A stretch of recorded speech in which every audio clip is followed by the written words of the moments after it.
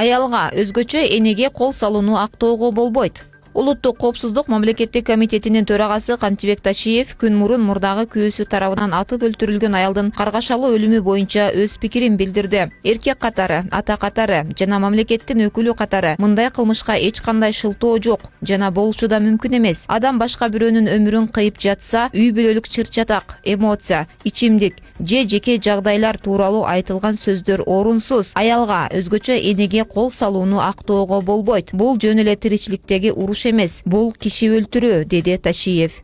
Акыйкатчы аялын аткан киши тууралуу үн катты.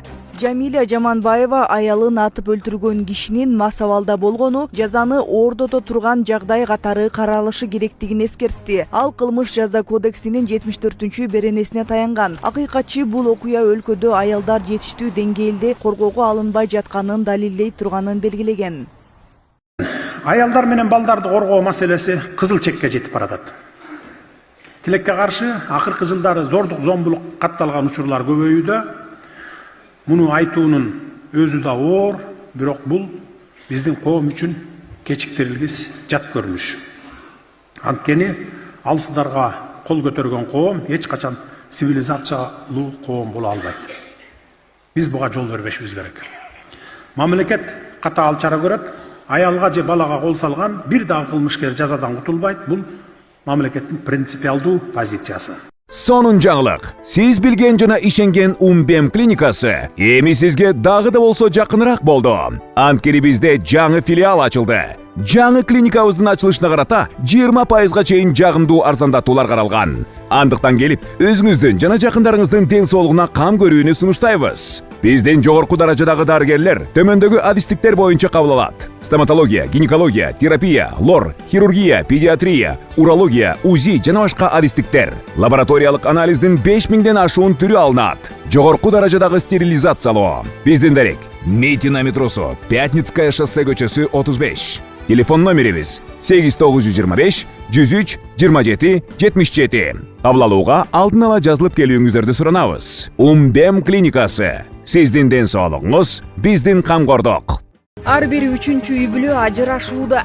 Садыр Жапаров элдик курултайда сүйлөп жатып, үй бүлө институтуна коркунуч келтирген тенденция жаралганын белгиледи. Президент мисал катары былтыр 45 миңден ашык нике катталганын айтты. Бирок ошол эле кезде ар бир 3-чү тактап айтканда 13 миңден ашуун ажырашуу болгон. Жапаров үй бүлөнү бекемдөөгө азыртан көңүл бурулбаса, келечекте социалдык, экономикалык жана демографиялык кесепети чоң болорун кошумчалады. Ташиев атып өлтүрүлгөн аял боюнча эмне деди? УКМК төрагасы Камчыбек Ташиев күйөөсү тарабынан атып өлтүрүлгөн аялдын каргашалуу өлүмү боюнча пикирин билдиргенин кабар агенттиги жазды. Анда ал мындай кылмышка эч кандай шылтоо болбой турганын, үй бүлөлүк чыр-чатак, эмоция, ичимдик же жеке жагдайлар тууралуу айтылган сөздөр орунсуз экенин белгилеген. Ташиевдин айтымында бул жөн гана тиричиликтеги уруш эмес, киши өлтүрүү. Ошондой эле күнөөлүү адам мыйзам чегинде эң оор жаза аларын белгиледи. Делегаттар, бир нерсени эсиңиздерге сала кетейин, азыр отураардан мурда. Мына 150 делегат азыр чыгып, трибунага чыгып сөз сүйлөй баштайсыздар. Анан баштаганда эле биринчи учурашасыздар. Анан жаңы жылыңар менен куттуктайсыңар, дагы бирденкени айтасыңар. Анан бийликти мактап баштайсыңар, кимиңердин айылыңарда жакшы иш жүрүп аткан болсо. Ошон үчүн баякы ошентип анан кийин жарым убактыңарды жеп коесуңар да. Ошол сөздөр менен. Анан бүтпөй калдым деп, дагы сөз бер деп, тиги жерде дагы 1 мүнөт убакытты жейсиңер да. Ошондуктан бийликти мактабагыла. Биз мактоого муктаж эмеспиз. Эгерде мактасаңар, оппозиция менен баягы эмполорго дагы кудай берет. Мына дүжүрлөрдү чогултуп алыптыр, атайы мактатты, анан антти минтти деп ага дагы повод бербегиле.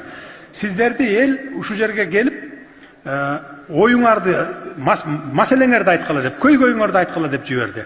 Дароо эле аты жөнүңөрдү айтып туруп эле, районуңарды айтып туруп эле, анан эмне маселе менен келдиңер, ошол ишиңерди баштасаңар, ошондо 3 мүнөттө үлгүрөсүңөр.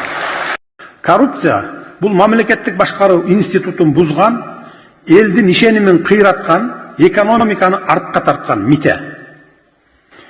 Биздин максат спят усталые игрушки, книжки спят, одеяло и подушки ребят.